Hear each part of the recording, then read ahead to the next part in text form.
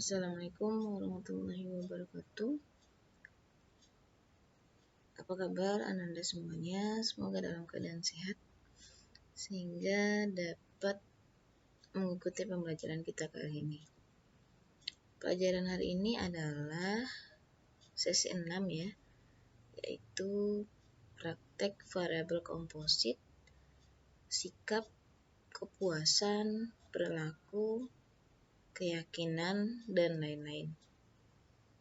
Contoh di sini kita akan melakukan pengolahan data dari variabel sikap. Di sini ada 12 pertanyaan ya, yaitu E1 sampai E12.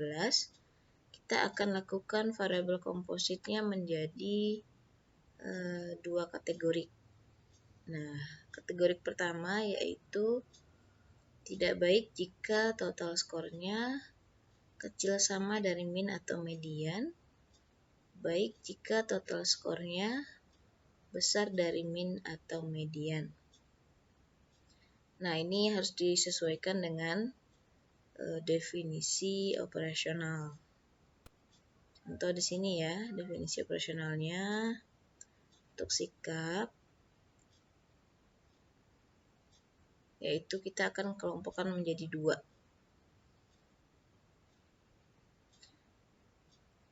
Nah, bagaimana langkah-langkahnya?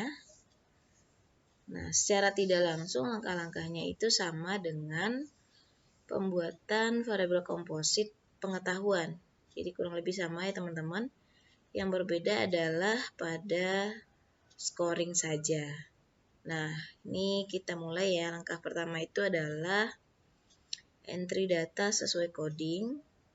Yang kedua, analisis univariat item pertanyaan. Yang ketiga, scoring. Yang keempat, pembuatan total sikap ya. Di sini saya singkat yaitu TOLSIK. Yang berikutnya, analisis univariat terhadap total sikap tersebut. Yang keenam, uji normalitas. Yang ketujuh, pengelompokan sikap. Dan yang kedelapan itu analisis univariat. Nah, jadi langkahnya itu kurang lebih sama dengan pembuatan variabel komposit pengetahuan. Nah, yang berbeda adalah hanya pada scoring saja. Oke, kita mulai. Yang pertama adalah entry data sesuai coding. Jadi perlu dibedakan ya teman-teman, coding dengan scoring. Jadi kalau coding ini adalah pemberian kode pada kuesioner, yang kode tersebut tidak ada artinya atau tidak ada nilainya.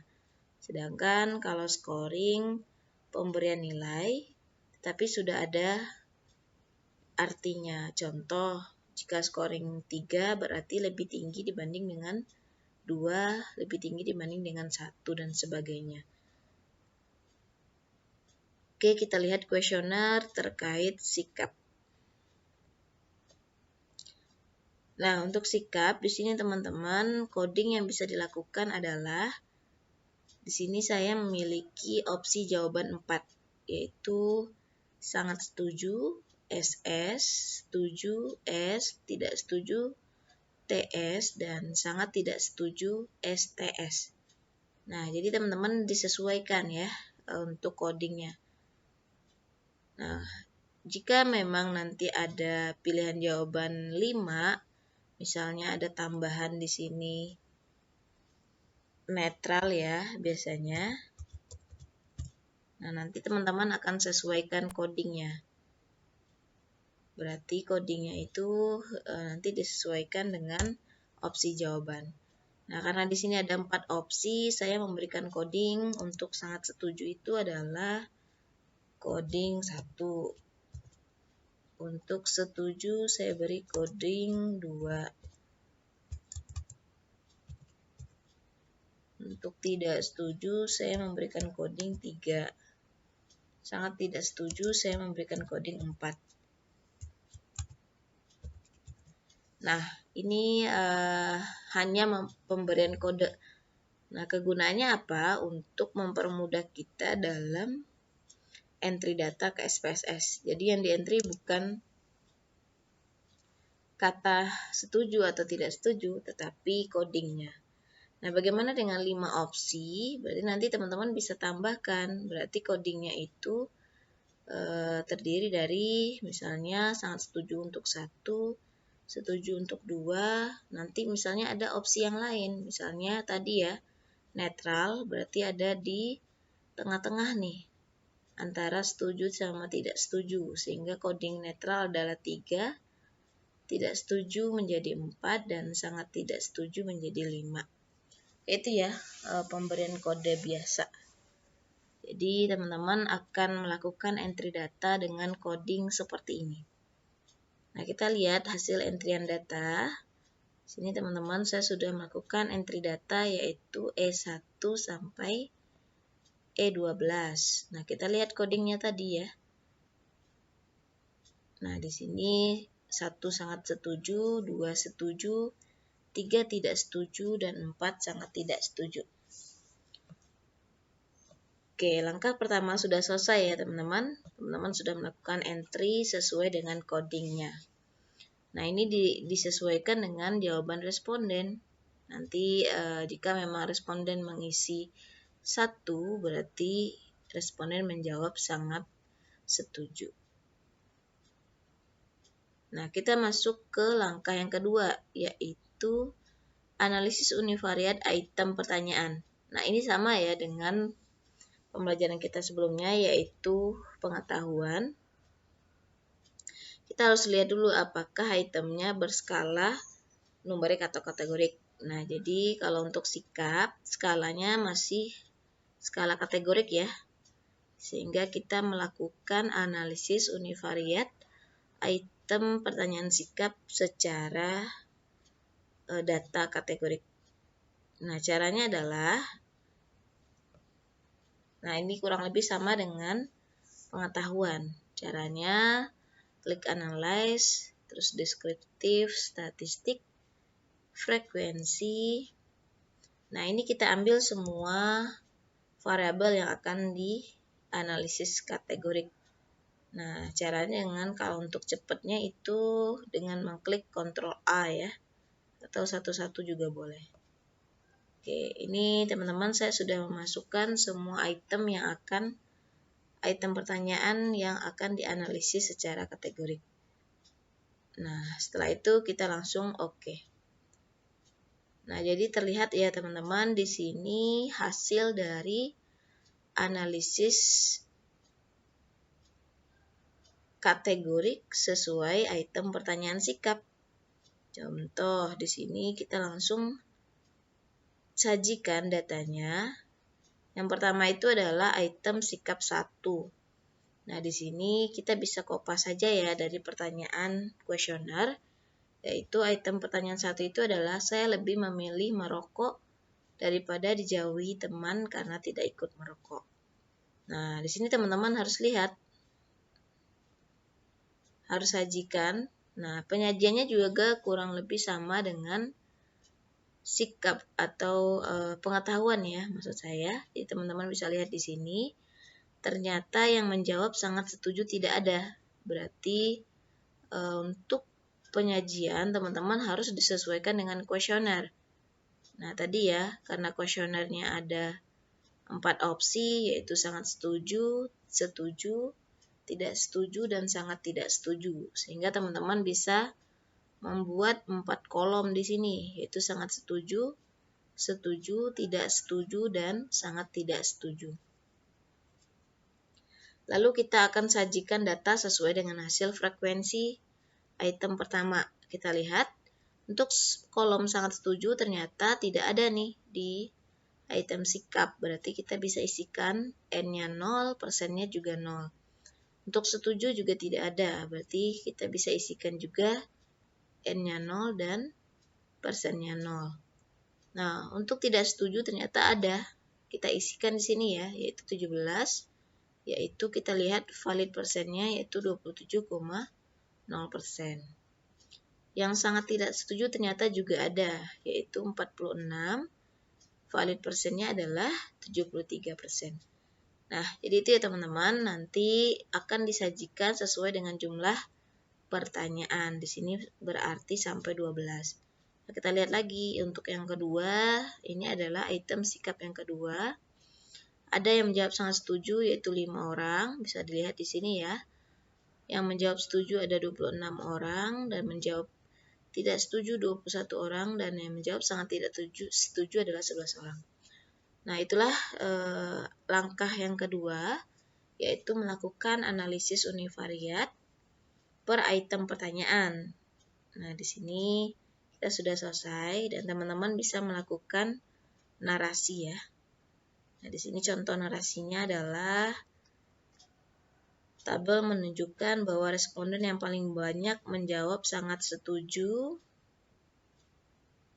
dan setuju pada pernyataan. Jadi teman-teman bisa lihat di sini.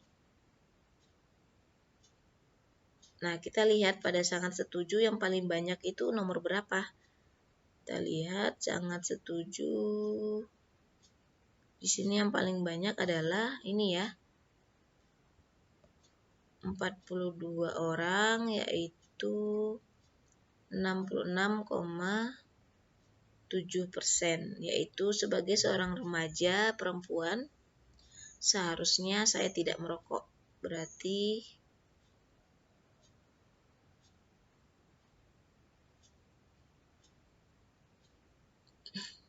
teman-teman bisa narasikan ya, yang paling banyak menjawab sangat setuju adalah pada pernyataan tadi apa? Pernyataannya bisa dikopas saja ya teman-teman. Nah, tapi teman-teman harus lihat dulu nih di sini yang paling banyak itu yang mana per kolomnya. Untuk sangat setuju 42%, yaitu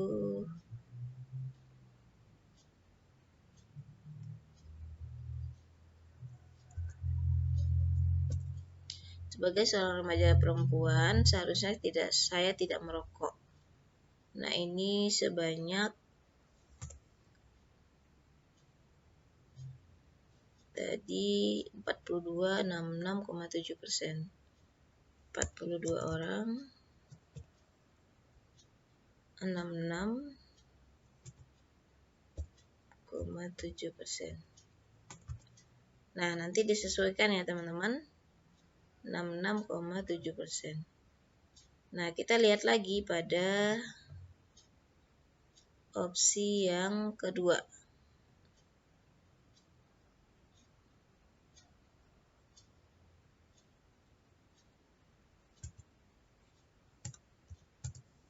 Pada opsi yang kedua yaitu setuju. Nah, kita lihat yang paling banyak menjawab setuju adalah di pernyataan 28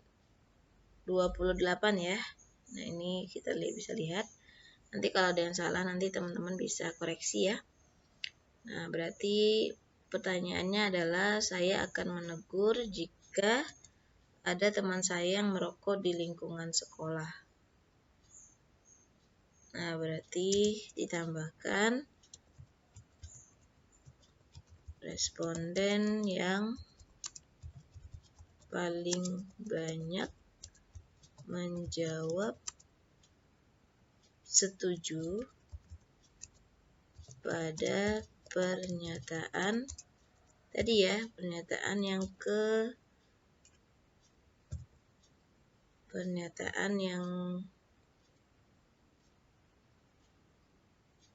ke-8, yaitu 28 orang ya, yaitu 28 orang atau 44,4%. Nah, dilanjutkan lagi ya teman-teman dengan kolom atau opsi jawaban yang ketiga, yaitu sedangkan responden yang paling banyak menjawab tidak setuju pada pernyataan tidak setuju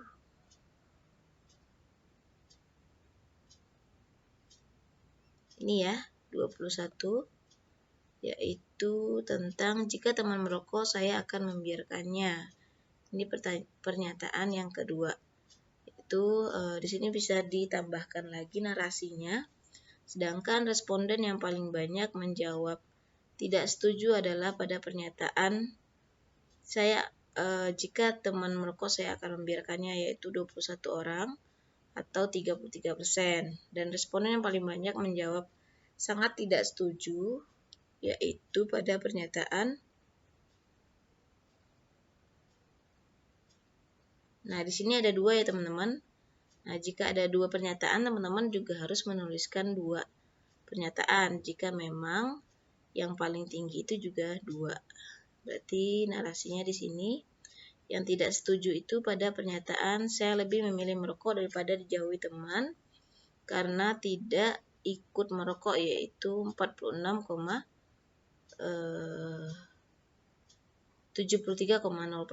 Nah, ditambahkan lagi nih yang kedua. Karena persentasenya sama,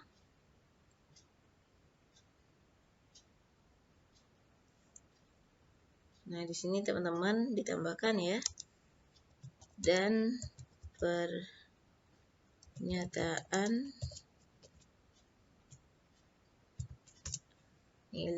lebih baik saya membeli merokok daripada membeli makanan, yaitu sama-sama 46 orang, yaitu 73,0%. Oke, itu ya teman-teman untuk menarasikan hasil univariat pertanyaan.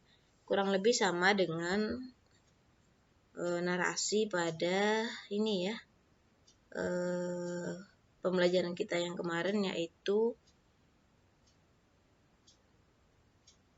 pengetahuan. Oke, kita bisa lanjut ke langkah yang ketiga.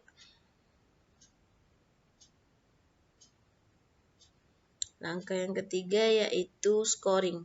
Nah, inilah yang berbeda dengan pengetahuan. Jadi teman-teman, kalau yang kemarin itu, kalau scoring, yang menjawab benar itu diberi skor 1, yang menjawab salah itu diberi skor 0. Begitu juga dengan pertanyaan yang lain. Misalnya pertanyaan tentang perilaku, yaitu misalnya apakah Anda menggunakan masker. Nah, jika ada jawaban ya atau tidak, itu teman-teman bisa melakukan scoring ya untuk 1 dan tidak untuk 0. Atau pertanyaan lain, misalnya akses rokok, misalnya apakah terdapat warung rokok di sekitar sini. Nah, opsinya misalnya ya dan tidak juga. Sehingga scoringnya bisa seperti pengetahuan, yaitu 1 untuk ya dan tidak untuk 0. Jadi intinya untuk scoring pengetahuan, jika memang sesuatu tersebut adalah benar, bisa kita berikan skor 1, dan jika hal tersebut adalah salah, kita bisa berikan skor 0.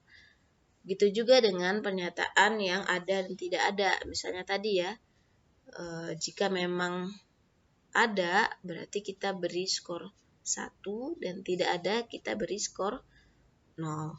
Jadi scoringnya tidak terlepas untuk pengetahuan saja, tapi bisa juga untuk perilaku yang memang memiliki opsi jawaban yang 2, misalnya ya tidak, atau variabel lain, misalnya akses rokok, yaitu misalnya ya tidak atau ada dan tidak ada. Nah, bagaimana dengan scoring sikap? Nah, untuk scoring sikap, di sini teman-teman dibedakan juga ya, mana sikap yang positif dan mana sikap yang negatif. Sehingga di sini teman-teman melakukan analisa terlebih dahulu terhadap pertanyaan. Apakah pertanyaan tersebut berpola positif atau berpola negatif. Nah, scoring sikap untuk 4 opsi jawaban adalah, kalau polanya positif, berarti kan pernyataannya positif nih. Sehingga jika teman-teman menjawab sangat setuju, otomatis skornya lebih tinggi atau yang paling tinggi, yaitu 4. Setuju menjadi 3, tidak setuju menjadi 2, dan sangat tidak setuju menjadi 1. Karena memang pertanyaannya atau pernyataannya bersifat positif. Bagaimana dengan 5 opsi jawaban? Teman-teman bisa sesuaikan ya. Kalau 5 berarti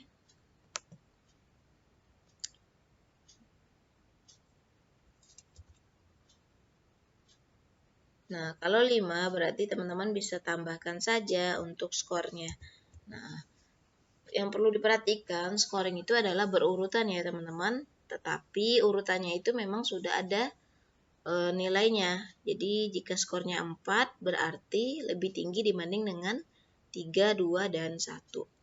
Nah, bagaimana dengan 5 opsi jawaban? Kita bisa tambahkan misalnya di sini ada yang opsi jawaban netral misalnya ya. Sehingga scoring yang bisa dilakukan adalah mulai dari 5. Karena opsinya ada 5 sehingga nilai yang tertinggi adalah atau skor yang tertinggi adalah 5. Teman-teman bisa urutkan saja di sini. Menjadi sangat setuju menjadi 5, setuju menjadi 4, netral menjadi 3, tidak setuju menjadi 2, dan sangat tidak setuju menjadi 1.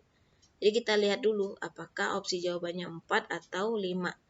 Jika 4 berarti skor yang tertinggi adalah 4, yaitu karena pertanyaan positif sehingga scoringnya adalah sangat setujunya bernilai tertinggi yaitu 4. Jika opsinya 5, sangat setujunya bernilai yang tertinggi juga, yaitu 5. Jadi diperhatikan ya teman-teman urutan ini, jadi jangan sampai salah, karena sangat setuju itu scoringnya lebih tinggi dibanding dengan setuju, karena argumennya adalah sangat setuju. Nah, bagaimana dengan pola negatif? Nah, kebalikan ya teman-teman untuk scoring pola negatif, berarti pertanyaan atau pernyataannya bersifat negatif. Contoh, saya akan membiarkan orang membuang sampah sembarangan. Berarti itu sikapnya negatif ya. Sehingga kalau dia sangat setuju dengan sikap negatif tersebut, berarti scoringnya bukan yang tertinggi lagi, tetapi yang terendah. Sehingga sangat setuju di sini bukan 4 lagi scoringnya, berarti dirubah menjadi kebalikannya yaitu 1. Nah, ini akan berurutan juga menjadi sangat setuju scoringnya 1, setuju 2, tidak setuju 3, dan sangat tidak setuju menjadi skor yang tertinggi. Kenapa? Karena memang dia pertanyaannya adalah negatif, sehingga jika teman-teman menjawab dengan jawaban yang sangat tidak setuju atau menolak ya ibaratnya, otomatis memiliki skor yang tertinggi. Jadi kebalikan ya teman-teman. Scoring untuk pertanyaan negatif itu kebalikan dari scoring dari pertanyaan yang positif. Nah, bagaimana dengan sikap negatif yang memiliki 5 opsi?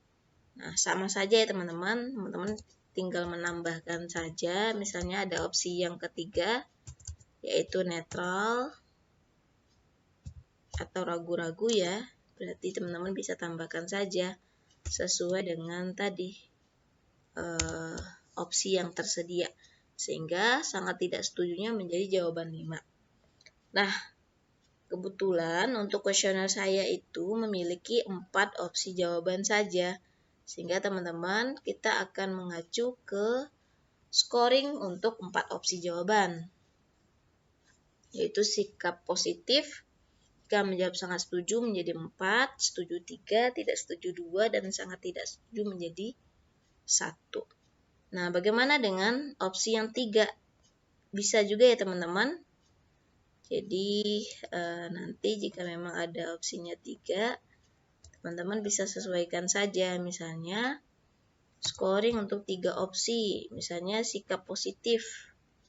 Misalnya, pertanyaannya adalah sangat setuju.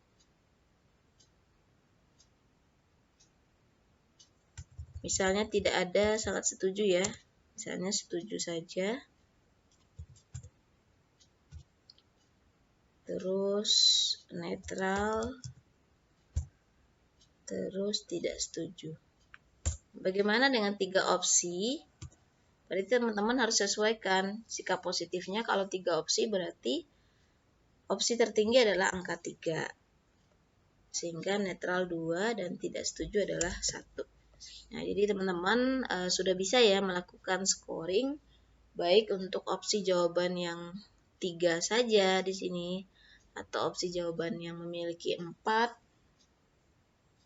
opsi jawaban yang memiliki 5 opsi, bahkan teman-teman juga bisa melakukan scoring untuk opsi jawaban yang memiliki lebih dari 5 opsi. Misalnya 6, 7, dan sampai seterusnya.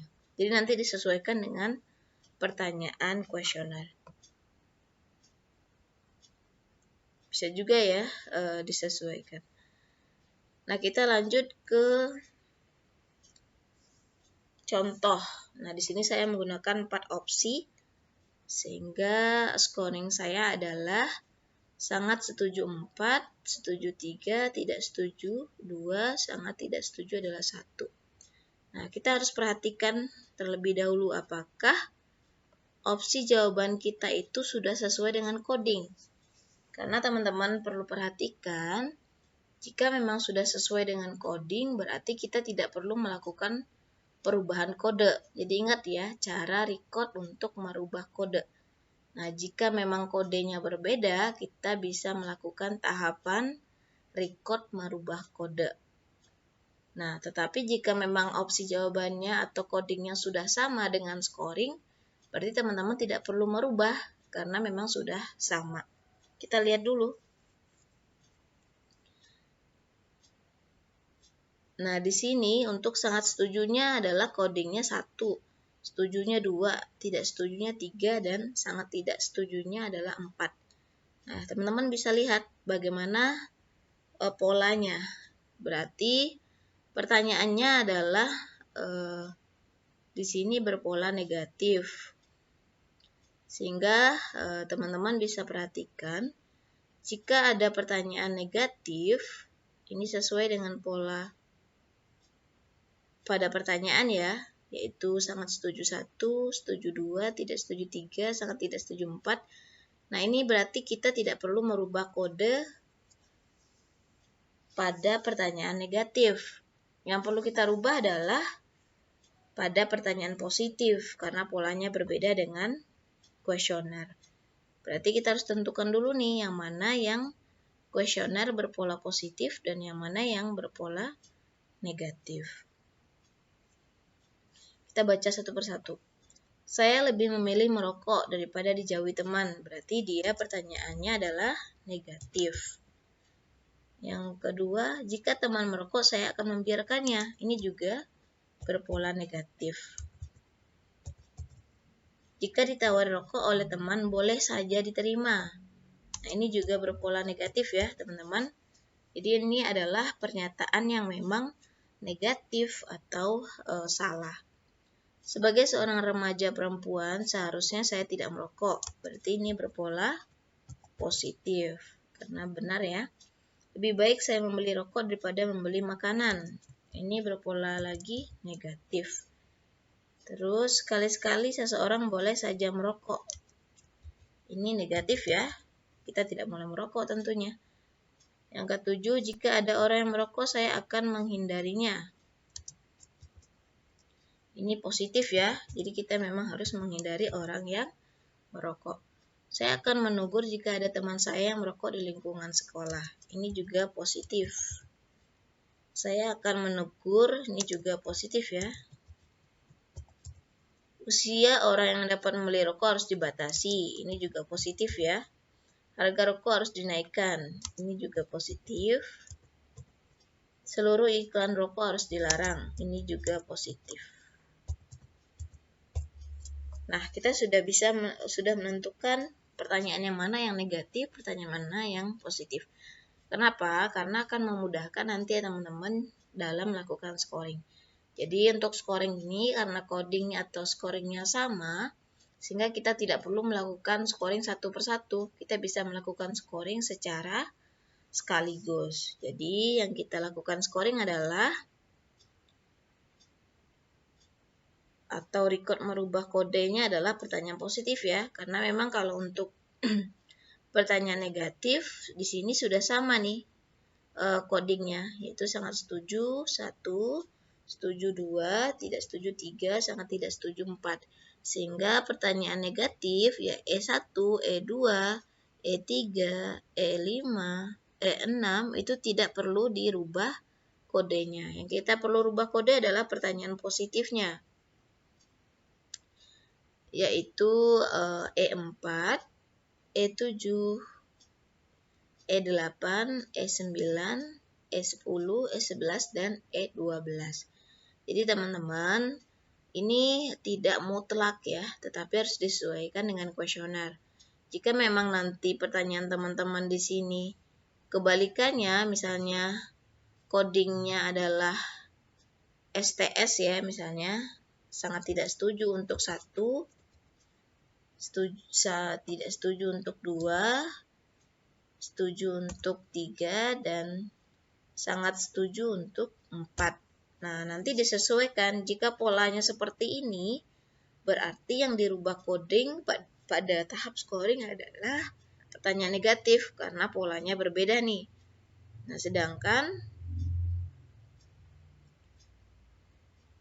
pertanyaan positif tidak perlu dirubah scoringnya karena itu sudah sesuai dengan kuesioner, yaitu sangat setujunya 4 di sini ya, 4, setujunya 3, tidak setuju 2, sangat tidak setuju 1. Nah, nanti disesuaikan ya teman-teman dengan pola kuesioner. Jadi kita harus lihat dulu coding dari kuesioner. Nah, di sini coding saya adalah berpola negatif sehingga scoring yang dapat dilakukan adalah tadi ya, jika dia pertanyaan kuesioner berpola negatif, maka untuk pertanyaan negatif tidak perlu di scoring ya, atau record merubah kode. Nah, tapi untuk pertanyaan positif harus di scoring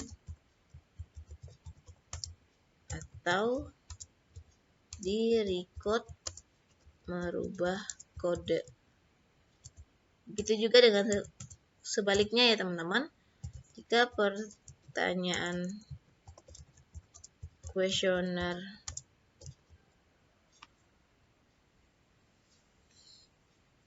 maksudnya secara keseluruhan ya teman-teman, jadi tidak dilihat satu persatu.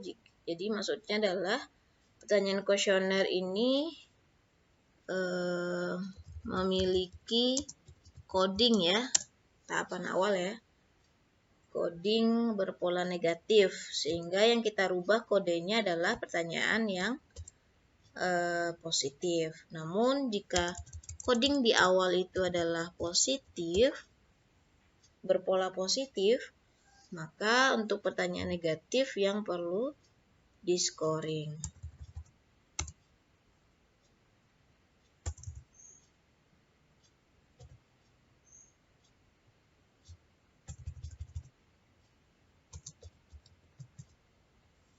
Ya, seperti itu ya teman-teman. Jadi sifatnya tidak mutlak, tetapi harus dilihat terlebih dahulu pada kuesioner. Sehingga kalau menurut kuesioner saya ini, karena dia pola jawabannya adalah negatif, sehingga pertanyaan negatif tidak perlu dirubah kodenya, sedangkan pertanyaan positif harus dirubah. Yang mana saja pertanyaan positif, kita langsung praktek untuk scoring. Nah, praktek scoring adalah record merubah kode.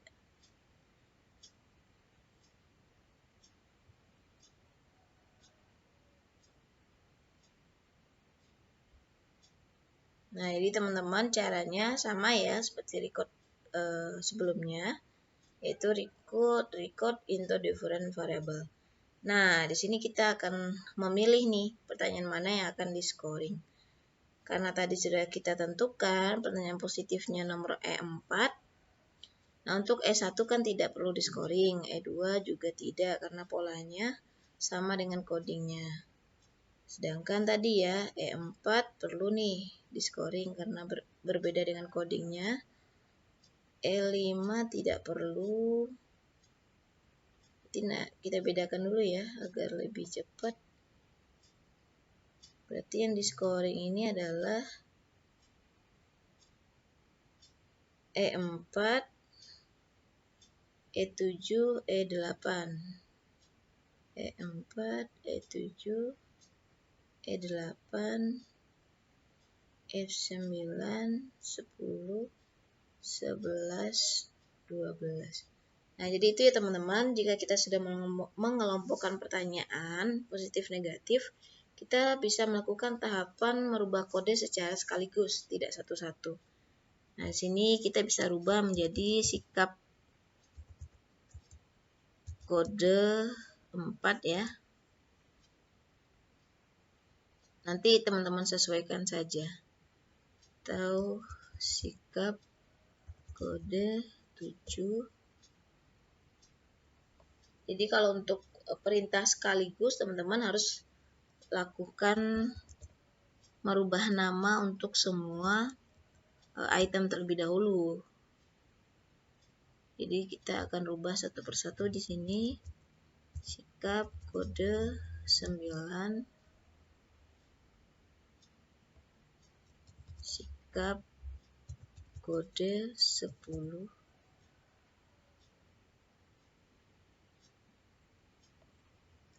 Sikap kode 11.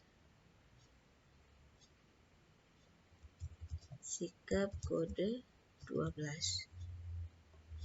Oke, namanya sudah kita tambahkan semuanya. Berarti kita bisa lanjut ke tahap selanjutnya. Jadi boleh melakukan satu persatu ya, tapi di sini saya melakukan secara sekaligus. Lalu klik all any value. Nah, bagaimana cara kita scoring? Nah, jadi dilihat dulu ya teman-teman polanya. Karena yang akan kita scoring adalah berpola positif, ingat ya. Berarti tadi ya, yang menjawab 1 itu akan dirubah menjadi 4. Kenapa? Karena kebalikannya ya. Itu juga dengan menjawab 3 itu akan berubah menjadi 2. Maksudnya yang menjawab 2 ya. Terus yang menjawab pada codingnya awalnya 3 itu akan dirubah menjadi 2. Terus coding awal menjawab 4 akan dirubah menjadi coding 1. Nah, untuk merubah coding ini adalah kebalikannya. Teman-teman bisa lihat tadi ya. Kalau untuk sangat setuju adalah 1, sangat setuju adalah 2, tidak setuju 3, sangat tidak setuju adalah 4. Ini coding awal. Nah, kita akan sesuaikan dengan scoring pada pertanyaan positif. Sehingga jika jawaban awalnya itu adalah sangat setuju, yang coding awalnya itu adalah angka 1, kita harus rubah dulu kodenya menjadi 4. Karena scoring pada sangat setuju pada pertanyaan positif adalah 4. Gitu seterusnya ya. Scoring pada pertanyaan positif setuju itu adalah 3, tidak setuju adalah 2, dan sangat tidak setuju adalah 1. Nah, itu yang harus diperhatikan. Jadi di sini saya mengganti kode sesuai dengan pertanyaan berpola positif.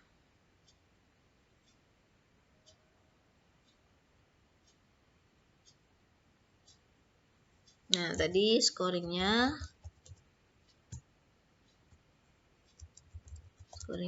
pada pertanyaan E4, E7 sampai E12. Nah, scoring yang dilakukan adalah merubah kodenya.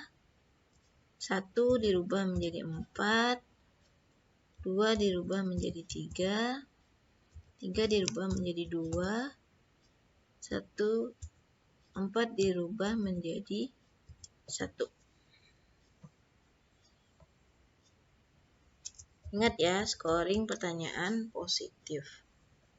Nah, bagaimana nanti jika ada pola kebalikannya? Teman-teman harus kembali lagi scoring untuk pertanyaan negatif seperti apa.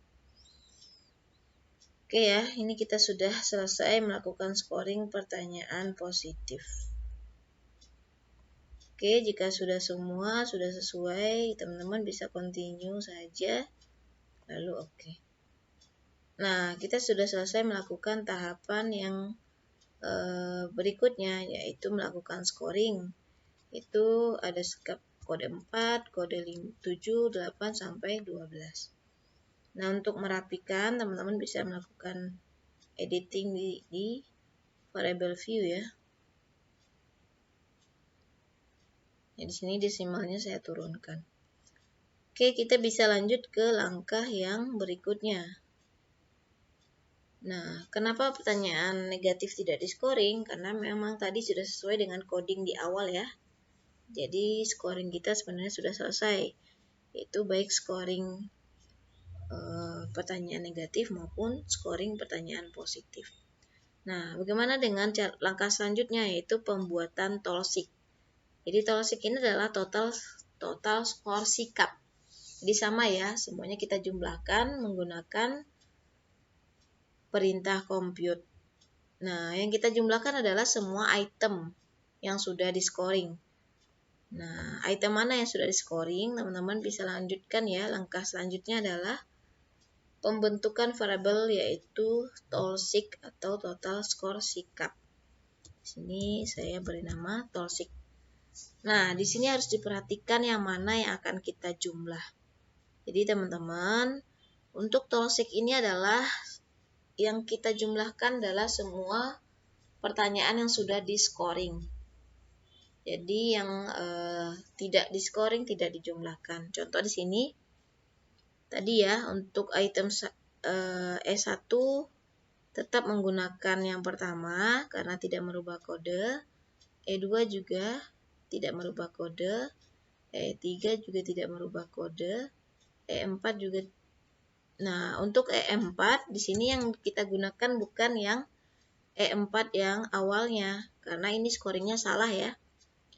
Jadi kita gunakan E4 yang sudah di-scoring sesuai dengan polanya tadi. Jadi yang kita masukkan bukan E4 yang awal ini, tetapi yang E4 kode. Tambah E5 tadi scoringnya sesuai dengan awal, E6 juga sesuai. Nah, E7 tadi kita ganti ya, kita ambil yang sudah diganti atau sudah di-scoring. E8 juga sudah di-scoring. E9 sudah di-scoring. E10, E11, E12. Nah, jadi teman-teman perlu mencatat terlebih dahulu ya pertanyaan mana yang di-scoring dan pertanyaan mana yang tidak di-scoring. Jadi teman-teman bisa lihat di sini untuk E1, E2, E3 tetap menggunakan yang awal, sedangkan E4 kita ambil yang sudah di-scoring sesuai dengan scoring yang benar ya. Jadi sikap kode 4, sikap kode 7, 8, 9 masuk. Sedangkan E1, E2, E3, E5, dan E6 ini karena tadi ya polanya sudah sama dengan coding sehingga scoringnya sudah sama. Jadi bisa dijumlahkan dengan scoring yang sudah sama pada pertanyaan positif. Oke, itu ya teman-teman yang perlu diperhatikan. Jangan sampai salah. Nah, jika sudah semua pertanyaan, ada 12 ya. 1, 2, 3, 4, 6, 7, 8, 9, 10, 11, 12. Kita langsung klik OK. Nah, ini ya teman-teman, kita sudah berhasil mendapatkan total skor sikap. Ingat ya, total skor sikap. Yaitu di sini, ada 34, 37, dan sebagainya. Langkah selanjutnya adalah setelah total sikap ada, kita lanjut ke analisis univariat untuk total sikap. Nah, analisis univariatnya apa? Bersifat numerik, sehingga kita langsung saja ya. Deskriptif, frekuensi, kita ambil total sikap tadi. Karena berskala numerik, kita analisisnya secara numerik. Itu min, median, modus, standar deviasi, minimum, maksimum, dan sebagainya ya jika memang diperlukan. Nah, kosongkan display ya, agar tidak keluar frekuensinya. Kita langsung oke. Nah, ini ya teman-teman, kita bisa sajikan lagi di Microsoft Word-nya, yaitu tabel nilai-nilai statistik untuk skor sikap. Nah, seperti ini ya. Kita bisa lihat mean-nya adalah 38,56, mediannya 41, modusnya 34 ya. Di sini bisa lihat standar deviasinya 7,251, minimumnya 18, maksimumnya 48. Oke. Untuk narasi nanti disesuaikan dengan ini ya. Nah, apa yang belum ada yaitu langkah selanjutnya, yaitu uji normalitas untuk mendapatkan p-value Kolmogorov. Kita lanjut lagi. Langkah uji normalitas. Klik analyze, deskriptif, lalu explore. Kita ambil Tausig ya. Teman-teman jangan sampai salah ya untuk pengambilan. Di sini normality plot, di sini dikosongkan saja stem and leaf, terus box plotnya non, continue. Nah, displaynya di sini yang kita minta adalah plot. Oke ya, nanti bisa dilihat pada video uji normalitas. Oke, hasilnya adalah kita sajikan lagi di Microsoft Word-nya, yaitu p-value Kolmogorov. Nah, di sini hasilnya adalah 0,004. 0,004. Sehingga teman-teman, Tausig ini bersifat berdistribusi tidak normal ya. 0,04. Berdistribusi tidak normal karena p-value-nya itu lebih kecil dari 0,05. Jadi nanti dilihat lagi ya video untuk uji normalitas. Nah, kita bisa lanjut ke langkah selanjutnya, yaitu pengelompokan. Karena tadi dia sudah tidak normal, berarti kita kelompokkan berdasarkan nilai median. Nah, berapa sih nilai mediannya? Kita lihat lagi. Nilai median adalah tadi ya, sudah ada pada nilai statistik ini ya, 41. Berarti kita kelompokkan pengetahuan atau sikapnya ini adalah berdasarkan nilai median, yaitu 41. Oke ya caranya.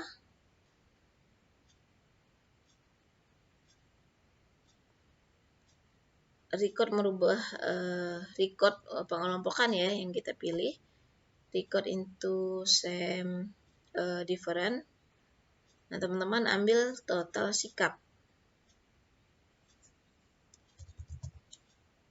Nah, kita akan buat menjadi variabel sikap. Nah, tadi batasnya adalah 41. Berarti jika besar dari tadi ya, jika kecil dari min atau median, kecil sama ya, berarti 41-nya masuk. Berarti value-nya adalah 1.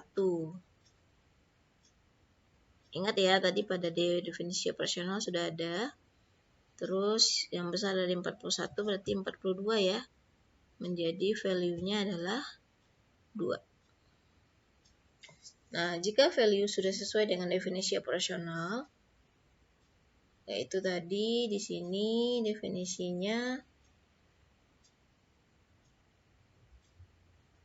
tidak baik jika kecil sama dari median ya, karena datanya tidak normal, dan baik jika besar dari median.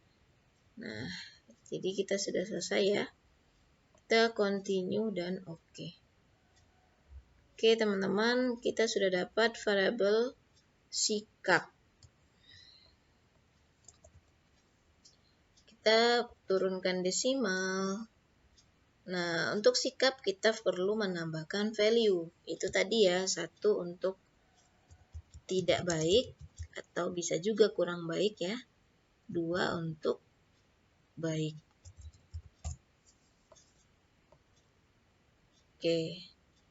Kita bisa lanjut ke langkah selanjutnya atau langkah yang terakhir, yaitu analisis univariat. Nah, karena datanya bersifat kategorik, kita analisis secara kategorik, yaitu deskriptif, frekuensi,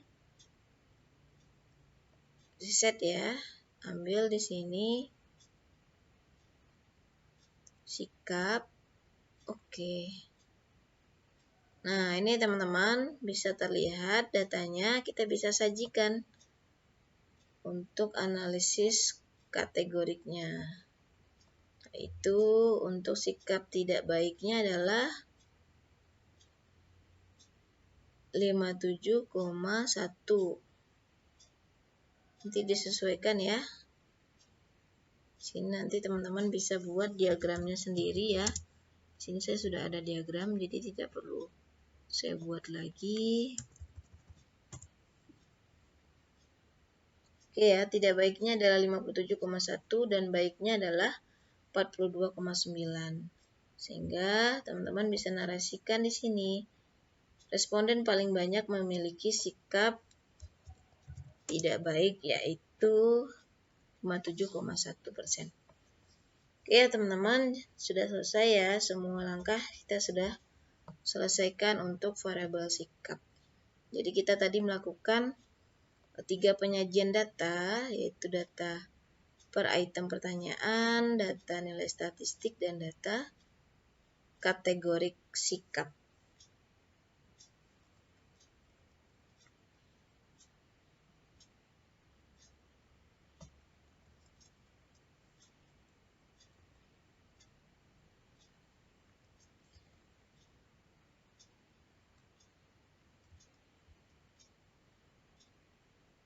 Nah, jadi kurang lebih sama ya teman-teman, cara untuk komposit pengetahuan dengan komposit sikap, perilaku, dan sebagainya. Jadi nanti dilihat saja. Contoh lain adalah penerapan untuk komposit sikap bisa diterapkan pada pertanyaan perilaku. Nah, perilakunya seperti apa? Yaitu besar dari 2 opsi. Misalnya, apakah Bapak menggunakan masker?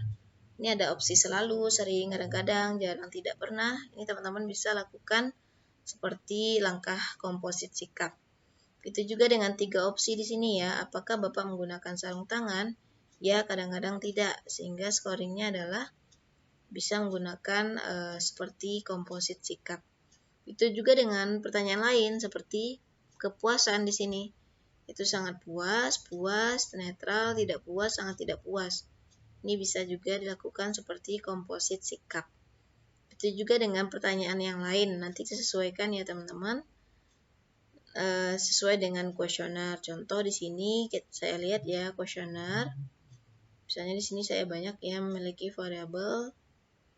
Nah, jadi pembelajaran kita ini sebenarnya tidak terbatas untuk pengetahuan atau sikap saja, tapi untuk semua variabel yang bisa berpola seperti pengetahuan atau sikap. Contoh, di sini pengetahuan, berarti kita bisa melakukan komposit pengetahuan. Nah, untuk keyakinan, nah polanya sama seperti sikap, sehingga kita bisa melakukan langkah seperti komposit sikap. Sikap udah jelas ya. Nah, untuk akses di sini polanya seperti pengetahuan ya. Jadi kita bisa komposit sesuai dengan pengetahuan. Peran keluarga di sini polanya seperti sikap. Jadi teman-teman bisa lakukan langkah komposit sesuai dengan sikap.